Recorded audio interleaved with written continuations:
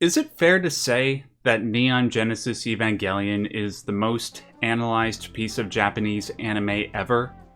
I'm actually asking you that question. I'm a newcomer to the world of anime, so I wouldn't know. It certainly seems like it's the most analyzed. See, when I was doing my research into the lore of Evangelion, I watched several different videos, read several different articles, and after going through everything, I concluded there was nothing left to analyze. Everything seemed to be covered. This was really depressing because a lot of you have been begging me to analyze Evangelion for the last 3 years, and I was really looking forward to satiating all of your desires. But as a lot of you know, I refuse to do a video on something unless I can provide an original perspective, and for a while, that seemed like an impossibility. By the way, when I say it was depressing, I don't think you guys know how serious I am. At one point during my research, I was as depressed as Shinji Ikari was at the beginning of the end of Evangelion movie, where his sadness rendered him immobile. That depression was brought on by a particular video called No One Understands Evangelion Until Now, by a YouTuber named Tranquil Dionysian, or Dionysian, I don't know. Watching that video freaked me the hell out.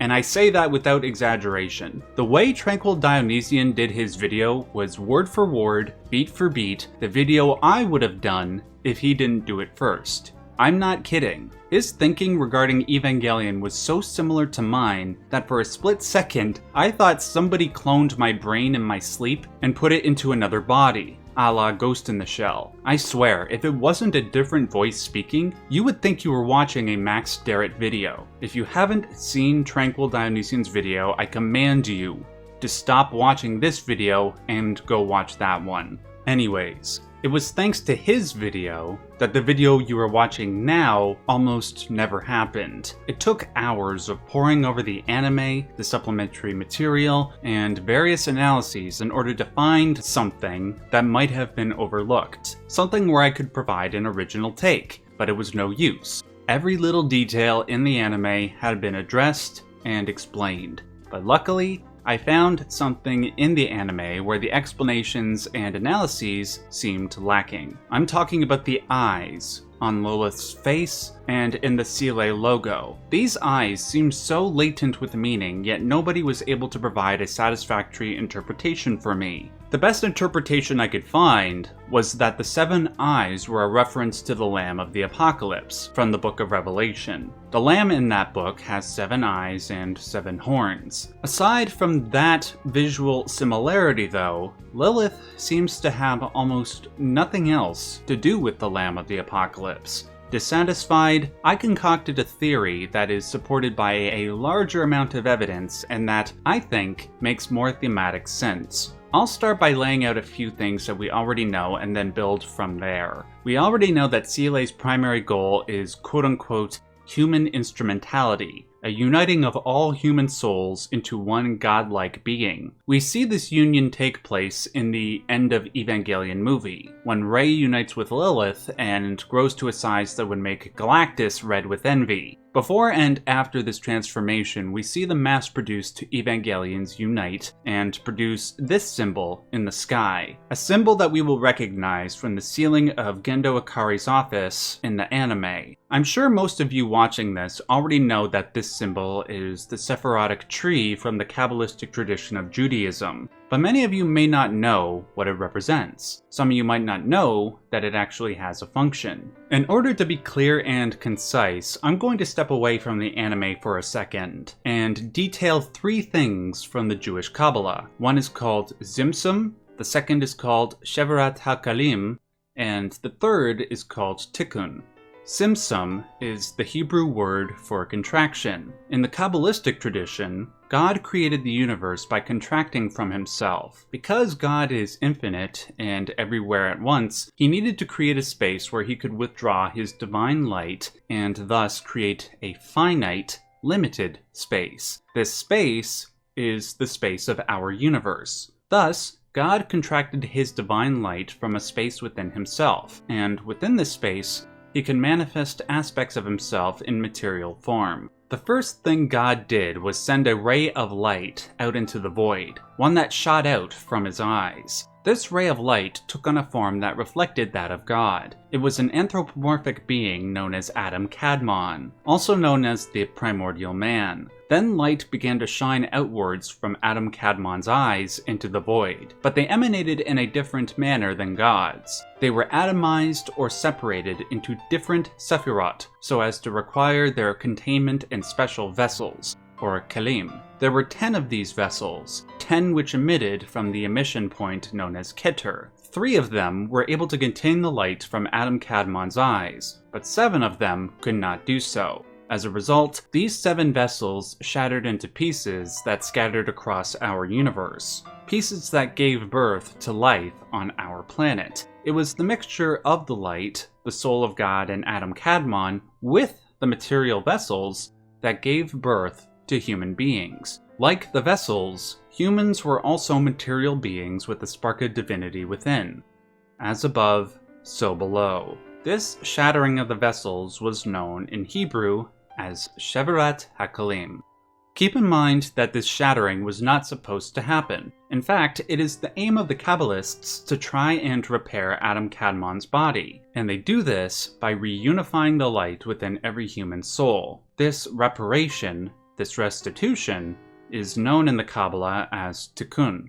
So, to recap, the Simsum was God contracting from himself in order to birth the material void which we call the universe. After doing this, he sent his light into the universe to birth Adam Kadmon. Adam Kadmon's light poured into 10 vessels, 7 of which shattered and thus produced all material life in the universe. This was the Shevirat HaKalim. The hope of the Kabbalist is to repair Adam Kadmon's body by removing all divine light from its material prison and reunifying it with Adam Kadmon.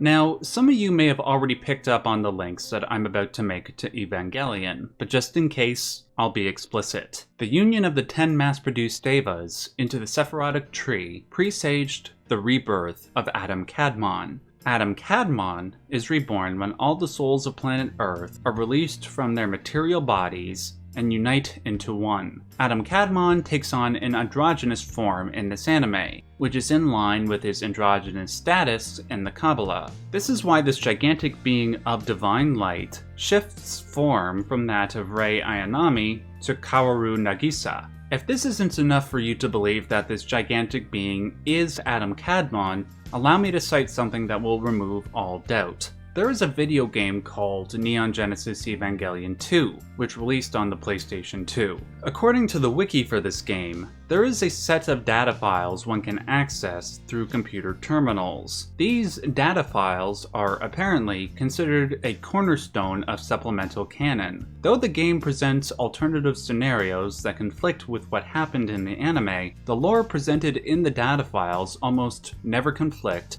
with the lore of the TV show. If you look up the data file regarding Sile, you will see the following. Quote, "Their dogma is the path to Adam Kadmon." I don't know how much more proof you need. Now, as for what all this has to do with the 7 eyes on Lilith, obviously the number 7 is shared between Lilith's eyes and the vessels of the Sephirotic tree that broke. Note also that the light that went into the 7 vessels came from the eyes of Adam Kadmon.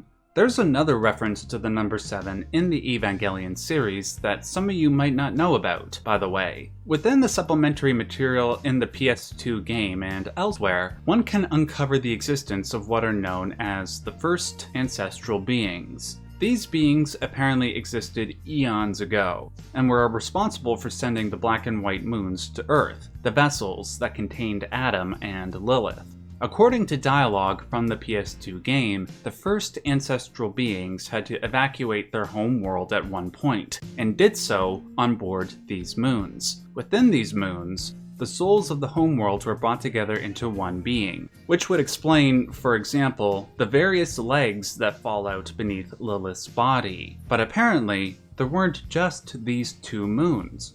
There were 5 other ones that we do not know about. 2 plus 5 equals 7. Quote, "There were 7 carriers that our homeworld's people boarded. With this information in mind, I have to assume that these 7 vessels have something to do with the 7 eyes on Lilith's face.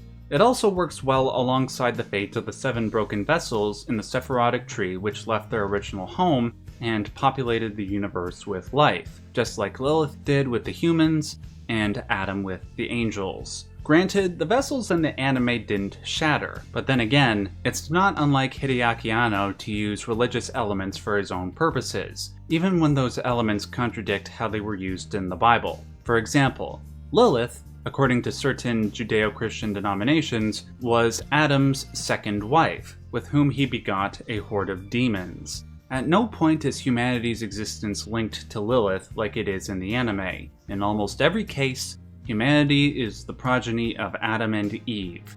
Anyways, in order for Adam Kadmon to return, there would need to be 10 vessels that could contain the divine light. Seeing that Adam, the angel from the White Moon, is a being of light, CLA figured they could use Adam's physiology to mass-produce Evas that could contain the light. When those 10 Evas were united in the form of the Sephirotic tree, the body of Adam Kadmon could be completed. I do have other theories regarding the influence of Judaism on Evangelion, but I'm still trying to work out the logistics. Contrary to what some of you might think, I don't just hastily release theories. I like to make sure I cover all my bases so they aren't easily disproven. However, I'll tease one thing that I'm still trying to work out in my mind. The most famous symbol in Judaism is that of the Star of David, the unity of the 2 triangles, right? We see this symbol in the anime when Gendo Ikari sits at his desk in his office. The reflection of him and his desk on the floor creates the Star of David. This symbol represents a lot of things, not just within Judaism. One of them is the unity of the spiritual with the material worlds. I bring all this up because there's an upside-down triangle on Lilith's face. Maybe the first ancestral race represent the right side up triangle on a symbolic level. Maybe they're both trying to seek a reunion, like the one they had before the 7 moons were sent out into the universe.